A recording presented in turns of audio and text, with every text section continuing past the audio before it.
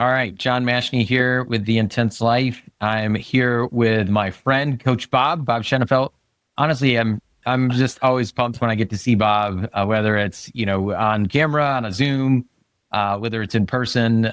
Bob, I know has done a lot of things in his career, and right now he is would you say you're the visionary of the Visionary Forum, Visionary Summit, and iMatter, and truly, I think in my life has been instrumental in helping me realize who I am and who I want to be. And I know your purpose is really helping other visionaries and entrepreneurs really live the life that they want. So I know you've done a ton of stuff. You were an EOS implementer for a while, and you own businesses, run businesses.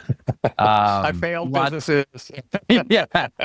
But first, thank you for taking a little time to chat. And second, just thank you for helping me personally. So I'm very, very excited to get a little time and where we get to talk and hang out.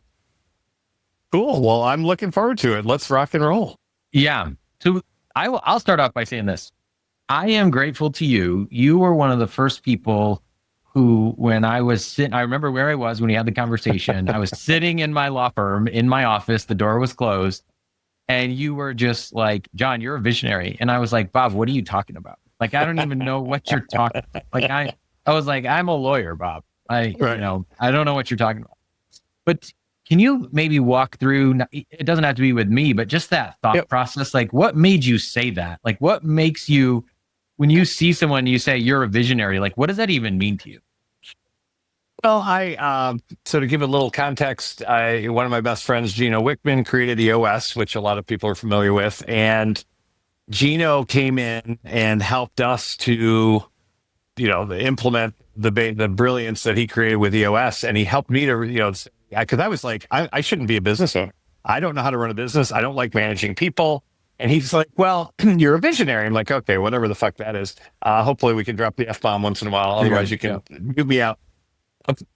And so I'm like, well, what is that? And I'm like, yeah, but I'm not good with details. I don't like numbers. I love talking with people and connecting people. He's like, yeah, you're a visionary. I'm like, all right, well, how do I succeed in my business? And he's like, well, you need structure. And I'm like, well, no, I'm a visionary, man. It's all creative. It's intuitive. We have a ball. And he's like, yeah, but do you actually get shit done? I'm like, I do. It may not be the most important things, but something right, exactly. So he helped me to implement a system, and I used to avoid structure like the plague. And I realized that structure around what matters most and who matters most is amazing, because then there's more time for creativity and magic and intuition within that. So Gino helped me to implement a vision, and I didn't have to figure out how to implement the vision. But it was me getting it out of my head and out of my heart, and with my leadership team and with Gino's help as an implementer. And it was like, okay, well, that's great that I'm a visionary, but what do I do now? And Gino talks a lot about letting go of the vine, and that's letting go of the control of things. Because when we start businesses, entrepreneurs, it's like we're doing everything, whether we have to or not. And sometimes we do. But as we grow and we put people in place and structure in place, Gino's made famous the line of letting go of the vine. And that's letting go of control and gripping onto things. And it literally takes kind of therapy to let go of it when I'm worried about money and I'm taking care of everything. But as I have people and process in place, I start to let go of the vine. And so what that means is to trust you and trust other people to do things even better than I did. And so that takes some time. And what I've realized is I had to learn. So I took a sabbatical when I first started really rolling out EOS, and I was nervous. I was going through a divorce at the time. And I went to my team and said, I need to leave for a little while. And I was all nervous. They're like, we got you, dude. And I'm like, so what does that mean? And they're like, you've been taking care of us for 8 years. It's time for us to take care of you. So I went and solved some personal issues and did some healing work and came back, and I was all excited. And I'm like, okay, I'm back. And they're like, that's cool, but we don't want you doing all the stuff that you used to do. And I'm like, okay, well, what do I do now? And they're like, well, what you're great at and love. And I had no clue. And I'm like, well, I'm good at drinking with my clients. He's like, all right, start there. So anyways, it was kind of cool to let go of the vine, but start living life beyond the vine. And so long-winded, which a lot of us visionaries are long-winded, started to really get the vision out of my head and my heart with the team. And then my role is to be that person, which is creative, forward thinking, collaborative, serving the heck out of our clients, and really taking care of other people. Now, often many of us visionaries then kind of forget about ourselves, which is one of the reasons that I created the Visionary Forum and iMatter, is to help visionaries to know and act like they matter. So at the end of the day, visionaries are, we love to help, we love to serve, and this isn't all of us, but I find a lot of us do. And if we are stuck in the business, we struggle. And I literally kind of hate my life, at least my business life, but it affects everything. But when I can be the visionary and I've got a team that can figure out the what and the how and help to prioritize and discern, that's amazing. So then I can just be interviewing you and talking with you and connecting. We visionaries, we love to connect. We're great at connecting. We almost have to connect. So anyways, there's my 15-minute simple answer for you. And I may not have even answered your question. Well, I think it's interesting too. Like, even for people who know Traction, right? Isn't it your company is in the book Traction, isn't it? Like our VTO is in the book. Yes. Yeah. So it's kind of fun if people know that and if they've read Traction. What do you? No, I appreciate that. Yeah, Gino saved my life because I thought I was crazy. I thought I was a terrible business owner. I just didn't realize what my brilliance is, my genius is being. And he called me a flaming visionary at the beginning. And like, yeah, okay. So what does that mean? It's like, every idea is great. And so what EOS and Gino helped me to do is share a lot of those ideas. And then my team came in with discernment and helped me to get to the next level. So anyways, go ahead. Sorry. No, I think too, there is an element of a visionary might feel out of place if they don't have that structure. Right. Mm-hmm. And I think that's why I go back to what you said to me is like, John, you're a visionary. I think I felt out of place, but I was in a different environment where it's like, John, I was not. No one asked me to be a visionary. No one was like, John, we need a visionary. It was like, I was just kind of, I always say I was in a cage. And it's just like, and they kept bringing stuff in the cage that made it look pretty or made it look nice. Or, hey, we got you a bed. We got you a desk. Right. We got you, look at the phone you got in the tweet to chip on. Yeah, we got a window for your cage. Right. And so I feel like, I'm sure like that's why it resonated so much with me when you said, John, you're a visionary. It's like, I was like, no, I'm not. I initially said, what are you talking about? Right. Probably what Gino said something to you, or it's like, what are you talking about? Right. Did you have that moment where you're like, what do you mean? Or how is this possible? Yeah, no, absolutely. And again, I have a sense, a lot of people, especially visionaries, we have a sense for certain things. And so I can just kind of sense when someone has visionary tendencies, and I haven't really thought about it exactly, but like with you, when we first started talking, you're talking about your kids and the cartoon books, the books that you write and everything. I'm like, okay, dude, you're not a typical lawyer. and I was struggling because all the lawyers I've dealt with, I have an idea and they give me an 18-page report that I can't even read. And I'm like, give me a 1-page report. And they're like, we're not allowed to do that. And it's like, okay, hold on. So that's where, and again, when I was looking for a visionary lawyer, I was thrilled when Laura introduced us. And again, I can just sense it and taste it. Again, it's just the way you light up about things. And yeah, you're a great lawyer, and that's in a 3D world, but you also do think about the bigger picture and joy and love and peace and humor and being in the moment, which is not typical with most lawyers. Yeah, I understand. What? So go ahead. Oh, go. No, finish your thought.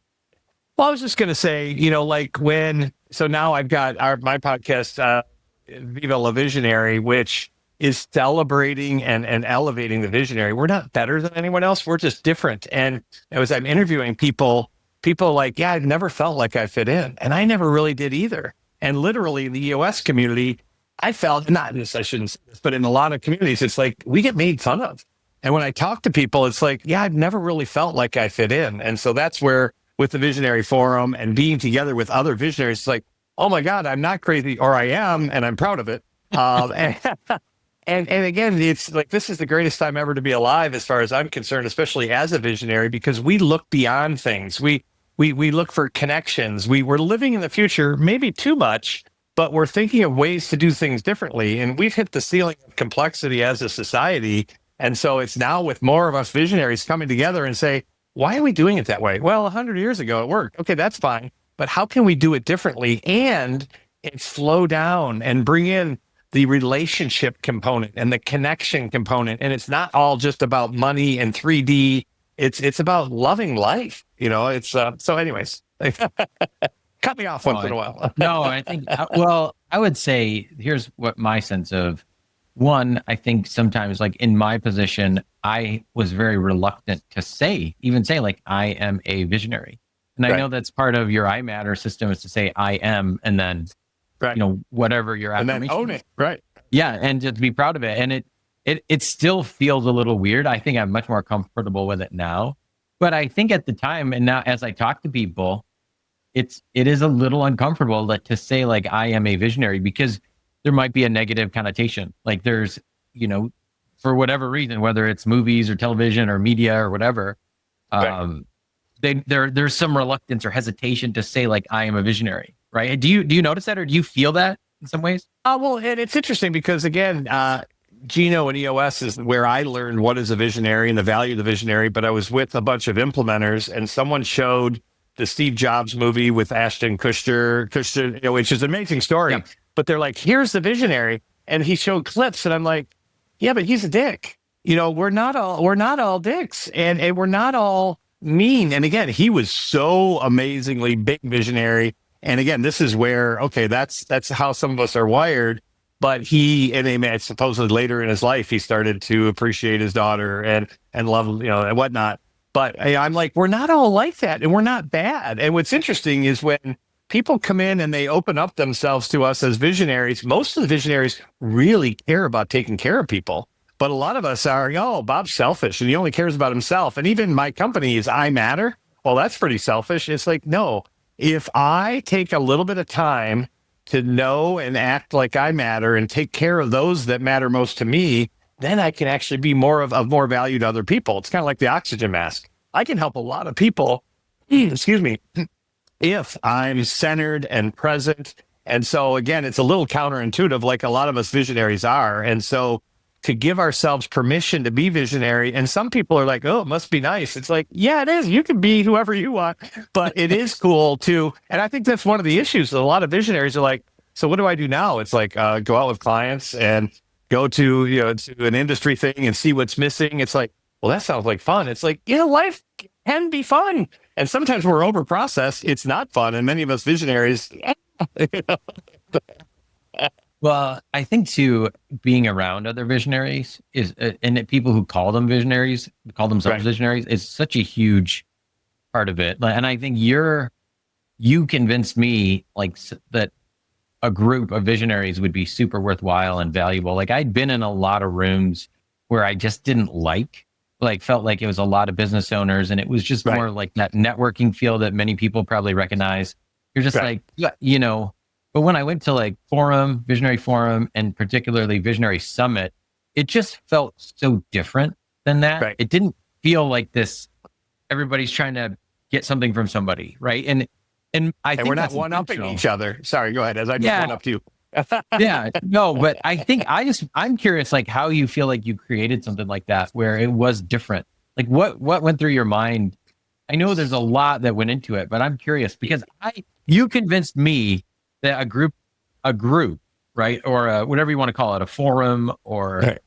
going someplace for 2-3 days, Yeah. and spending a lot of time concentrated with people is so helpful. It's so beneficial. So where did that come from? How did you create this?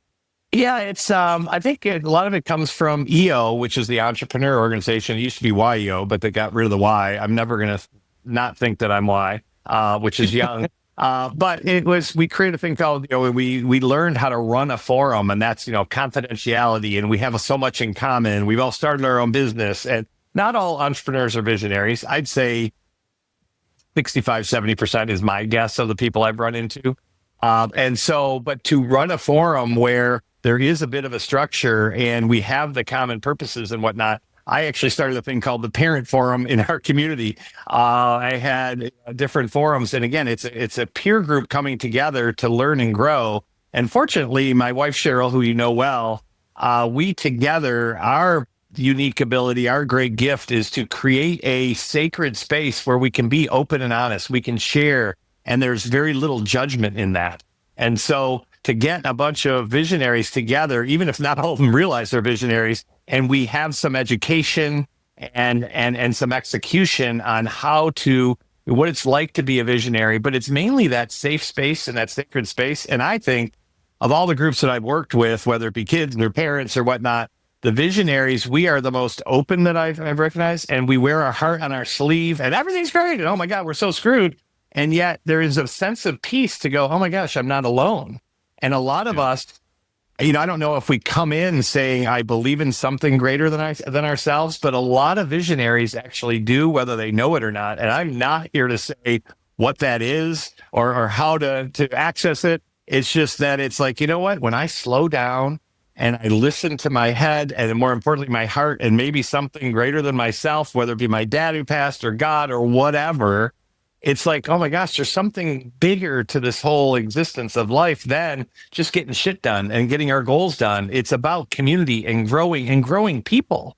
So to answer your question, it's kind of been in my blood for many years to, the EO forum and running forums. And then EOS was working with leadership teams. That's a community. And so to create that safe space, that sacred space where I can say what's going on in my head, I can share. This is a huge thing. Share that I have a feeling, so it's like, I grew up in the happy family. So it's like, I'm kind of sad. Well, why are you sad? You have a great life. And I'm like, yeah, you're right. But then I was shoving down those emotions. And so to tap into my head and my heart and share it with the team and to lead that team is amazing. So when EOS is amazing and they focus at EOS on the integrator, and I went to Gino's first integrator mastery forum, and I'm sorry, he called me right after his first one. He's like, that was one of the greatest days of my professional life.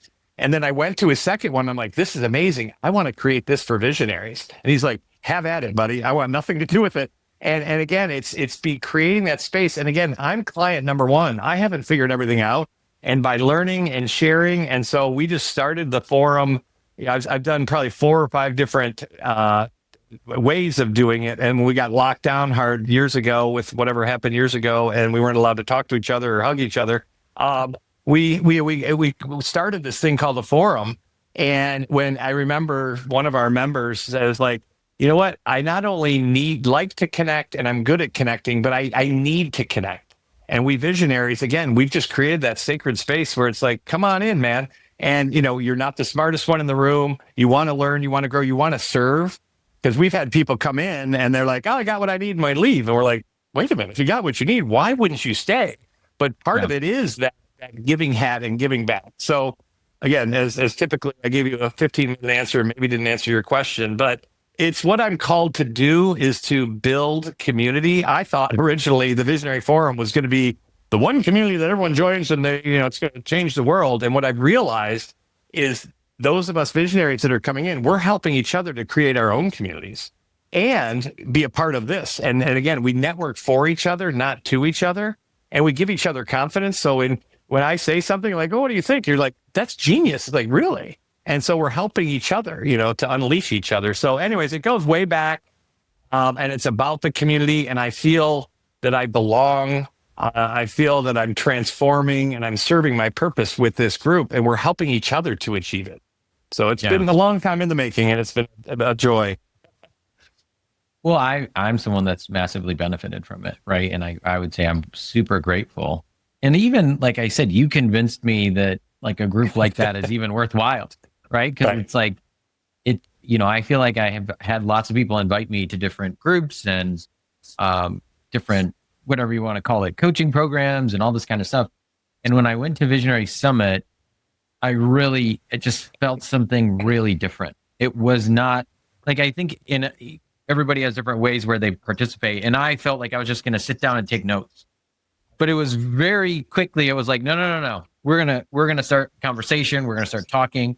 We're going to start issues being raised. And I think I've told you this before, but at the last summit in March, I felt like there was just this wonderful moment where it was very early on, I think on the first day, and I just felt like something didn't click for me. So I just felt like I could just let it go and maybe write a note, like think about this later, reflect on it later, ask Bob about it later, ask somebody else about it later. But I just remember I was like, there was a slide from Jenna, and it was like ways that you avoid. I can't remember how she phrased it, but like ways you avoid. And one of them was like, just sit there and listen, right? And you don't actually participate. So I thought, okay, well, I gotta just raise my hand. And I think I just said like, I'm struggling. And that was me being honest, like completely honest. And being courageous. Yeah, maybe I didn't think of it at the time, but no, I know, but it was. But it was just like, and it was a room of people, like you said, a lot of smart, successful people in this room. But I just said, I'm struggling. I'm being very honest about this. Right.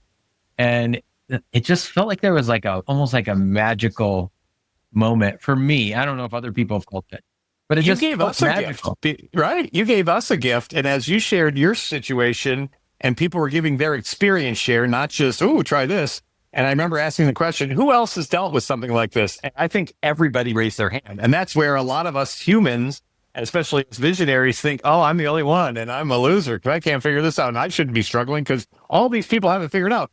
None of us have it all figured out. That's the beauty. But so you gave us a gift and I remember saying, all right, dude, are you ready to go in? And you're like, okay, fine. And when I heard you say, well, I don't want to bother people. I'm like, well, first of all, we're here for you as we're for each other. And I have a feeling other people have dealt with it. And that was just magical. Again, a safe space, a sacred space for you to say, I feel like I'm struggling or I'm struggling. And the rest of us going, all right, we got you, brother. What can we do? And it's amazing. Even it's just, again, even with the book, Unscatter the Chatter, you had negative chatter in there, which is real. And then you got it out of your head and out of your heart. And then together, it's like, okay, that was a safe space to hear myself think and a safe space to feel myself feeling.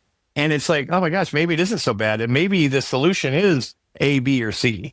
And again, we weren't there to tell you what to do. We were just sharing experiences and holding out our arms to you. And, you realize you weren't alone and we got you, dude. And that is a magical experience. Yeah. And part of it was it's the processing. Right. So it took me a while to even get to a point where I could talk about anything. Yep. But it was because of the environment, because of the group, because of the people. And I trusted everybody. And I think it started trusting you first. Like I was not even going to say anything until you came up to me and said, John, I really think you should speak up. And what was beautiful for me was that I felt like you were trying to help me, but I did feel like, hey, I've learned some things and here's what I learned. And here's, and it was just as beautiful. It was honestly beautiful. Like, I just think it was a highlight for me. And I just say, I'm very grateful. It's stuff like that makes me say like, yeah, I'm going to come back. Like, this is fantastic.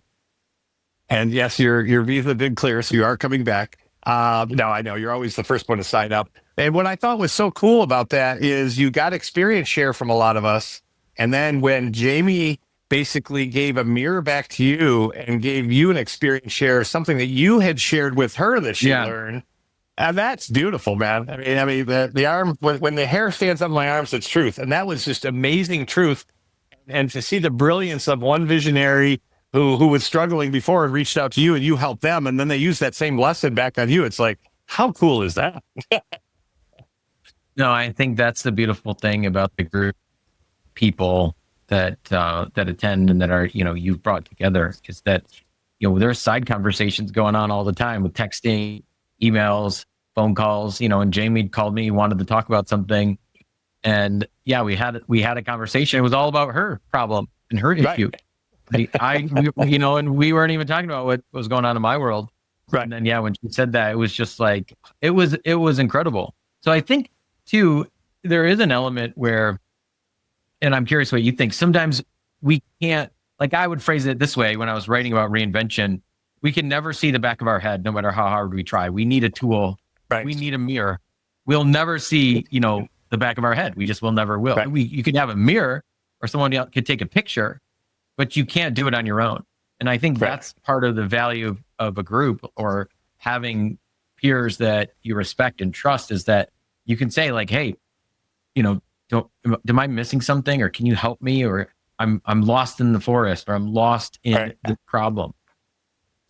And I appreciate that, and even how Ken Bogard presented recently at our forum about to know honesty, KNOW honesty, and I think, oh, I'm open and honest, and the way he explained it, it's like, wait a minute, that's our forum, and I'm sharing, what I think and I believe in the things that I'm struggling with or excited about. And then I'm listening to you as well. And that is that's that experience that we've created, is to be able to and I just saw someone at the U.S. conference, and they're interested in joining. And I asked her what her company does, and she just started rambling.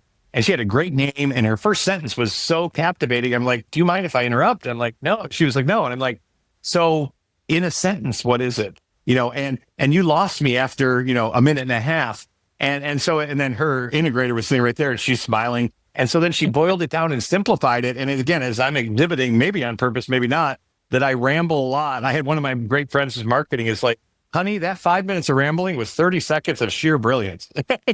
So we're helping each other to simplify our brilliance and to give each other the courage and the what's the word I'm looking for? The push, the wind beneath our wings, which I don't think I've ever used that analogy. But we're helping each other to say, "You're brilliant, dude." It's like, really? Yes. And then we're helping each other. And I said it before, but we network for each other. Like I'm a great salesperson for other people who are genuine and unique. I do not like selling for myself, but it's awesome to be able to network for each other, and that is just so amazing. And when I'm coaching people on a presentation or a book they're writing, a lot of times they have this cool phrase and they're like, "No, I'm calling it, the guide to do." It's like, okay, that's boring. What about that phrase? Well, yeah, I'm like, that's so unique and so cool. And we quirky visionaries, it's like, that is so amazing. And even, like unscatter the chatter, I didn't even come up with it. The group did, and it's like, what are we trying to accomplish? And, people are scattered. And if what's one word? What do you think the number one word about when people describe visionaries? The thing I hear most is scattered. And Yeah. I used to think that was a negative thing. I'm like, okay, wait a minute. What if it's brilliance, but it might mean a lot of things? And so to have a mirror and a group, whether it be my leadership team, my wife, the visionary forum, people going, "That's amazing, but what about this?" And it's like, oh, laser focused. And when we are focused, look out. And when we're focused together, we're changing the world. So two analogies came up in my mind as you said that, because I come from a creative background, right? I come from this background about essentially I went to film school, I've written screenplays, I've written books, tons of articles. I just love to create. I love being around creative people.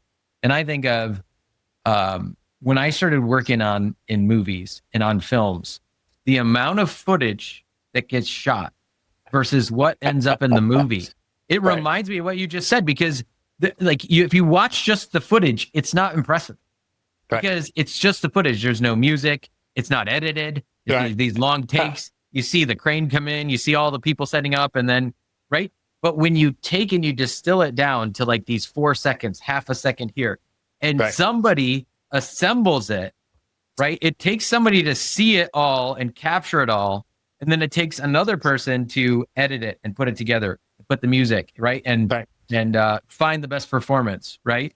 Like that's kind of what I thought of that when you were talking. And then I also thought of my experience writing children's books, because I think that when I think of how I started, I did a brain dump. I said, "What's the story?" And I wrote a story. And then I hired an editor. Right. And I thought my story was funny at the time, right? But when I hired this editor, who's a brilliant editor, she edited for like Disney books, and she has had, 25 years of experience editing children's books. I initially thought, it's just a children's book. I don't need someone to refine it. It makes my own kids laugh. But what is fascinating to me was I saw her first edit, and I should probably show this to people to see. I would love to see that. How much she cut and how much she told me to change and how different the story is. I mean, the guts, the ideas are there, but it is a completely different story, meaning the words are different. I cut the first 5 pages, Bob, and I thought it's like, oh, the first 5 pages are the best part of the story.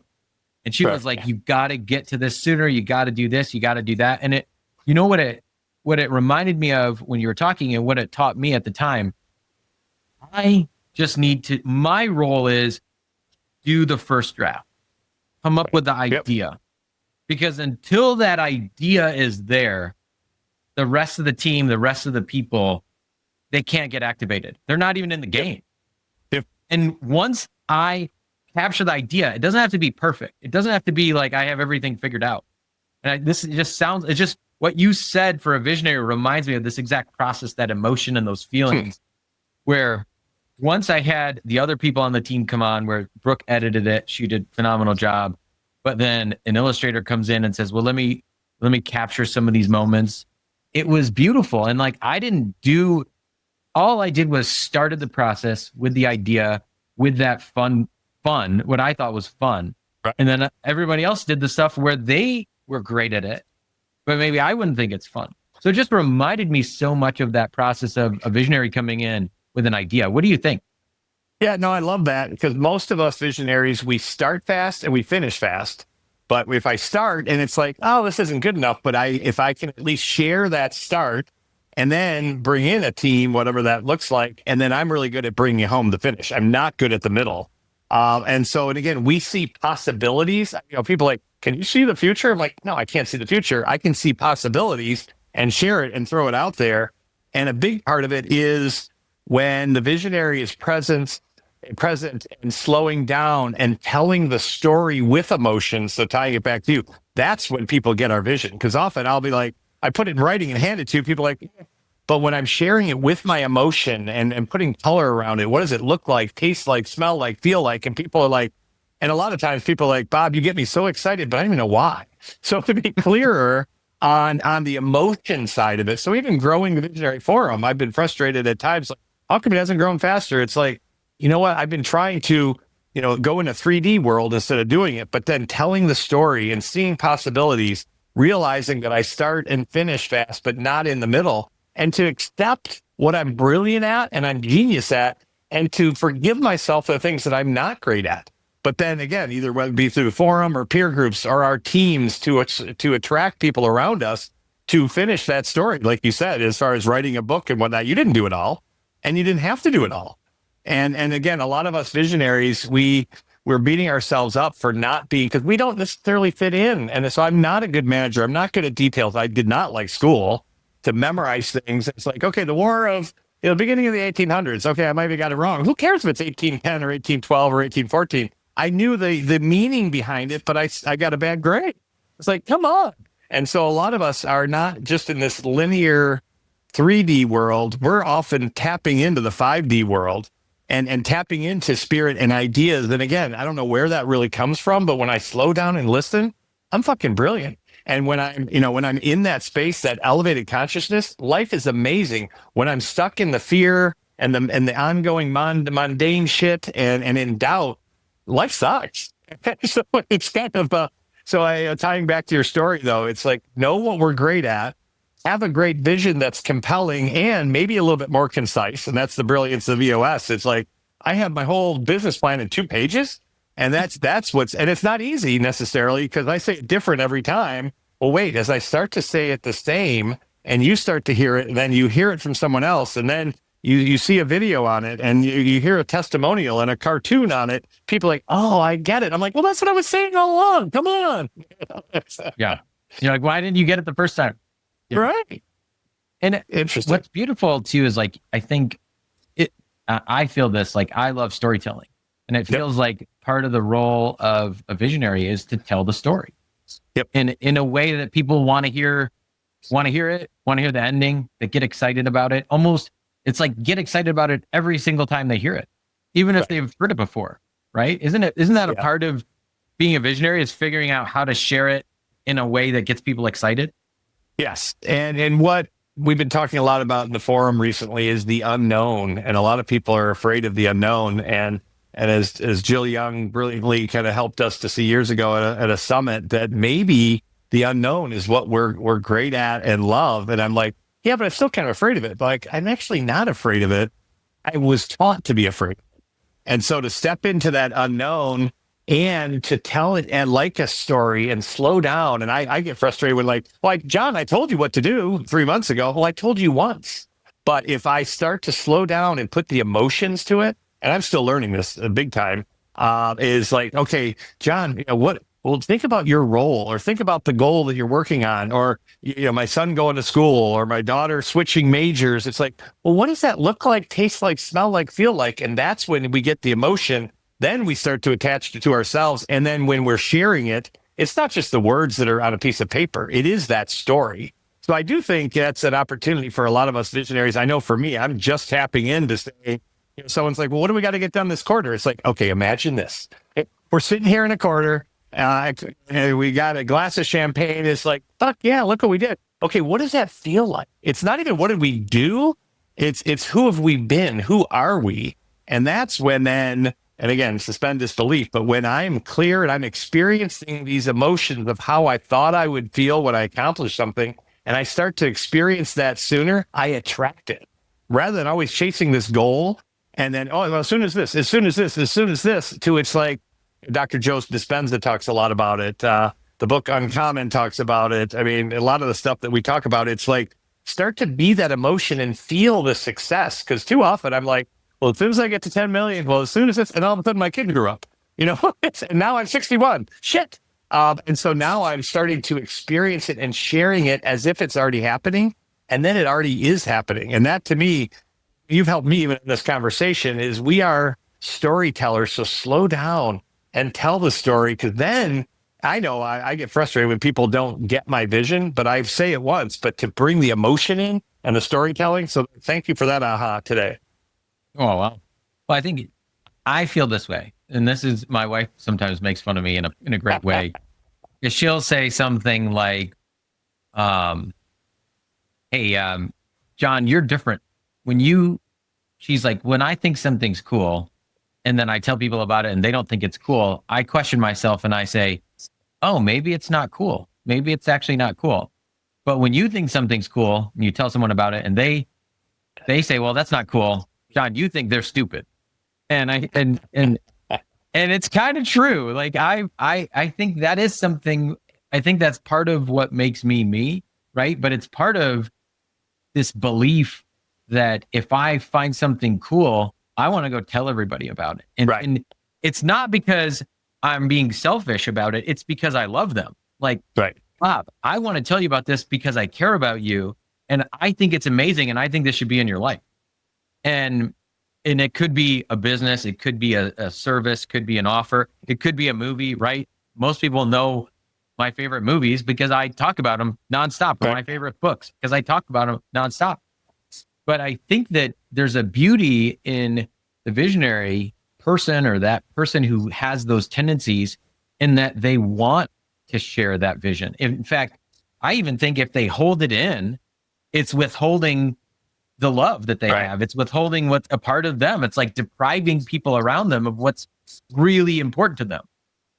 Well, so I love what you're saying. And a big lesson for me that I'm still learning is I'm like, oh my gosh, this is amazing. And I was shouting into the chasm, hey, everyone, this is what you all have to do. And it's kind of like, okay, he's screaming again. And so to slow down and start to be that, people are attracted, or at least the right people. So yeah, I think it's going from, instead of have, do, be. So as soon as I have time, I have money, I have success, I have a brand, then I'm going to start to do the things that I'm great at and love. And then I'm going to be happy and I'm going to be impactful. And to flip that around to say, I'm going to be impactful and be me and be in love and be in wonder.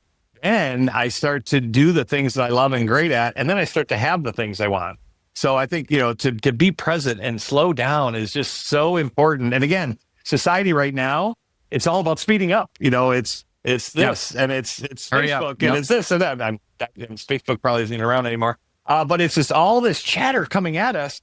And that's the pandemic, that we're being overwhelmed by these viral things. And so it's like to slow down and just to get in here and here and here. It's counterintuitive because I'm like, hey, what about taking a couple minutes to start your day with a great meditation before I check my email? What if I go hours without checking my email and I'm present?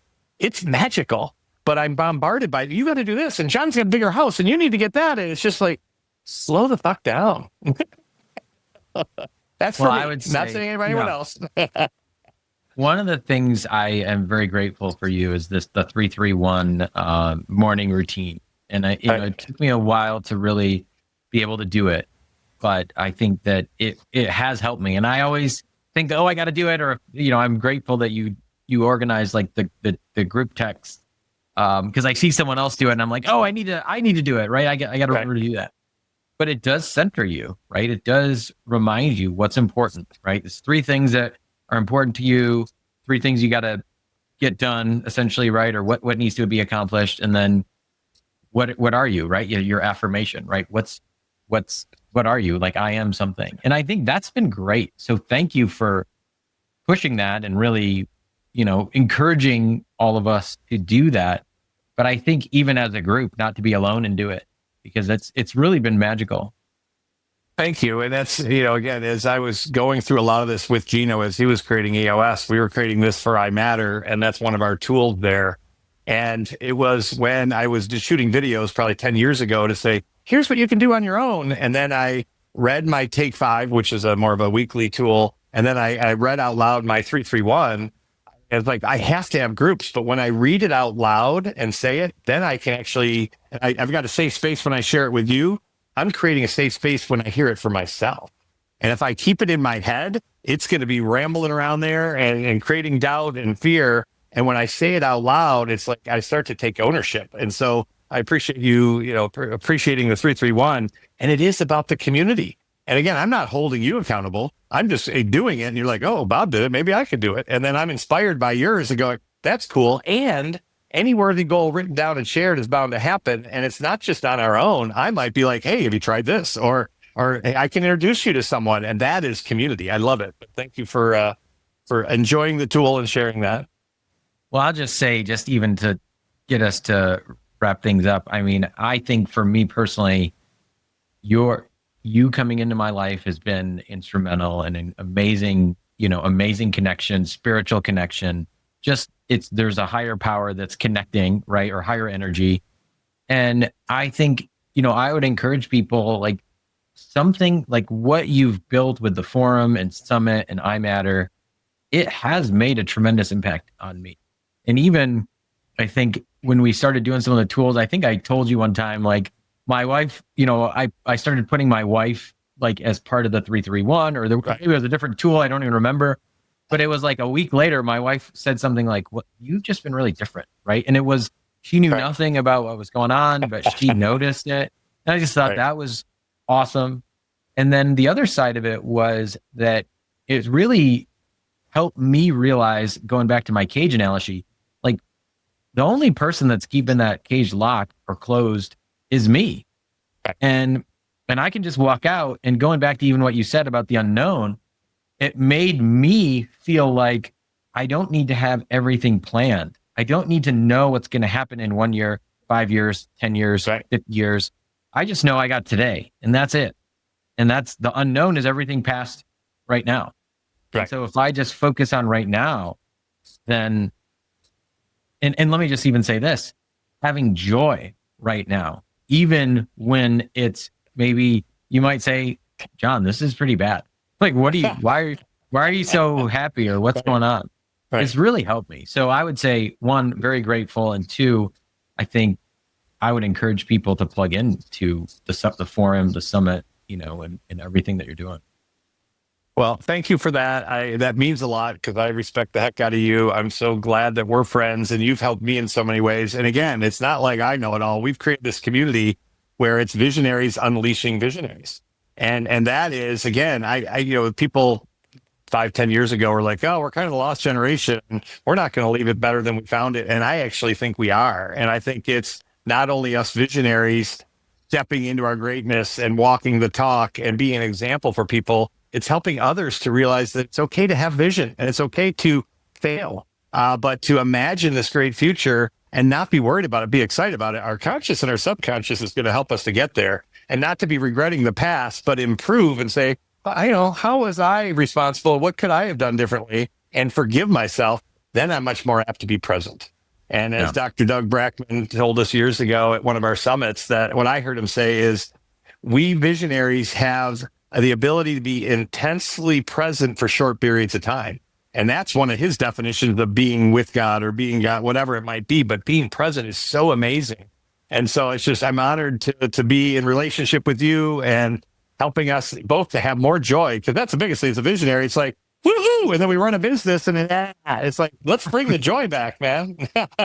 Amen to that. I think that's exactly right. And I think the last thing I'd say is, it's amazing how when we have a problem, we actually kind of lose ourselves and it's hard to think through it. But then if someone else has the same problem, you go in a group and it's like, then you can just spout out brilliance. You're like, oh, well, here's exactly what you should do. And it's like, well, you know, if it's your problem, it's like your brain just stops. But if you hear somebody else having the same problem, it's like you can immediately know exactly what to do and you got all the strategy and everything. So I think that's part of the brilliance too, is that it's a collective intelligence. And totally, it's been awesome. So Bob, thank you. How do people follow up with you, or how do people find you if they're interested? So iMatter.com. Yeah, iMatter.com is our website.